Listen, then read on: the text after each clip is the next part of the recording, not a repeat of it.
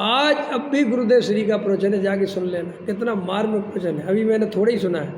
गुरुदेव श्री कह रहे हैं कि भाई ये मार्ग सम्यक एकांत का है। सम्यक एकांत क्या होता है?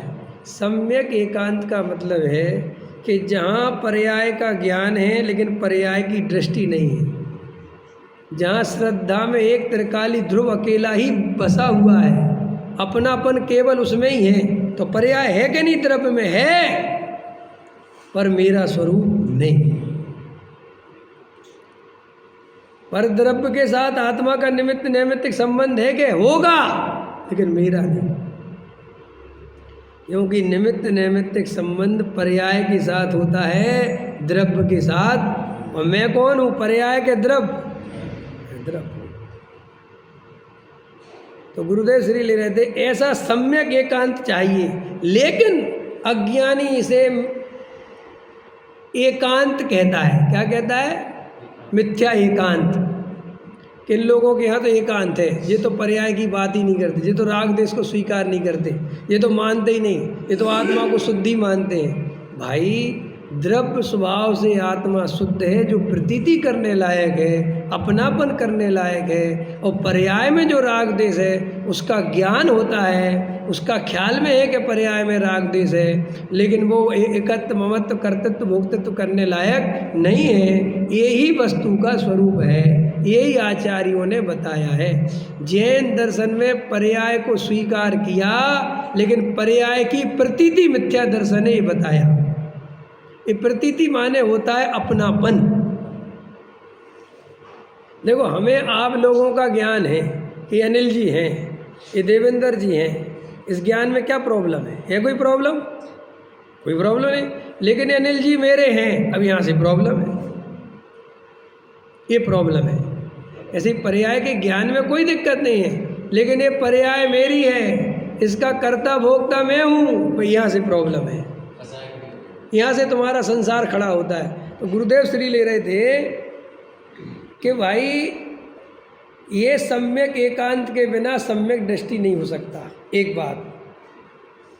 तो फिर गुरुदेव श्री से पूछा मिथ्या एकांत क्या है? तो गुरुदेव श्री ने जवाब दिया, दया दान पूजा भक्ति से धर्म होता है, ये मोक्ष मार्ग के साधन हैं, ऐसी मान्यता मिथ्या एकांत। तो फिर उनके शिष्य ने प्रश्न किया, दोनों को मिला ले तो सम्यक एकांत हो जाए, अनेकांत हो जाए?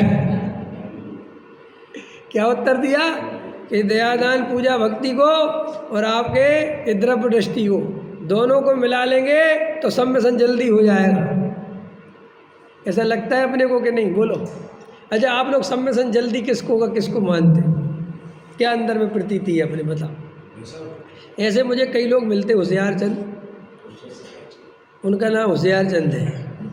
मेरे से क्या बोलेंगे कि पंडित जी अपने को सम्यसन तो जब होगा जब हो जाएगा। अगर अपन पहले ही पंचम स्नान वाले व्रत ले लें, प्रतिमाएँ ले लें, हमें बाहर से पूरी तैयारी कर लें, और जब अनुभूति आएगी तो आएगी, तो सीधा 5वां हो जाए। बाहर से पूरा जैसे मकान होता है कि नहीं, कि पूरे तुम तो लेंटर सारे डाल दो, दीवारें बाद में खड़ी करती रहेंगी।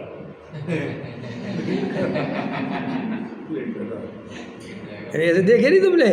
बम्बई की तरफ जाओगे, दिल्ली में भी होता होगा, तो वो लेंटर पहले डलवा लेते हैं, फिर अंदर की दीवारें। तो कई लोगों ने क्या सोचा कि देखो पंडित, कपड़े उतारे बिना तो झटवा 7वां गुणस्थान नहीं हो सकता, कि बिल्कुल नहीं हो सकता। तो अब हम कपड़े उतार देते हैं, साधु बन जाते हैं, अभी भले ही पहला है, लेकिन जैसे हम कपड़े उतारेंगे और वो करेंगे तो हम सीधा, फिर हमारे बीच में डिस्टर्बेंस नहीं होगा, सीधा हम साथ में पहुंच जाएंगे। कई लोग व्रतशील संयम पालते हैं तो कहते साहब बस हमारी तैयारी बाहर की पूरी है ही, और अंदर में हम लगे ही रहे, तो बस हमारा 5वां गुणस्थान हो जाएगा।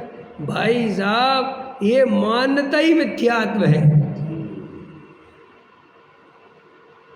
बाहर की तैयारी को मोक्ष मार्ग का साधन माने, इसका नाम मिथ्यात्व है, क्योंकि उसका कर्ता भोक्ता अपने को माने बिना रहता नहीं।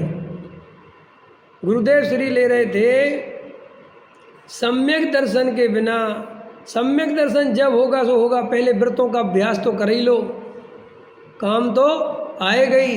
तो गुरुदेव श्री ले रहे थे ये व्रतों का अभ्यास नहीं है, मिथ्यात्व का अभ्यास है।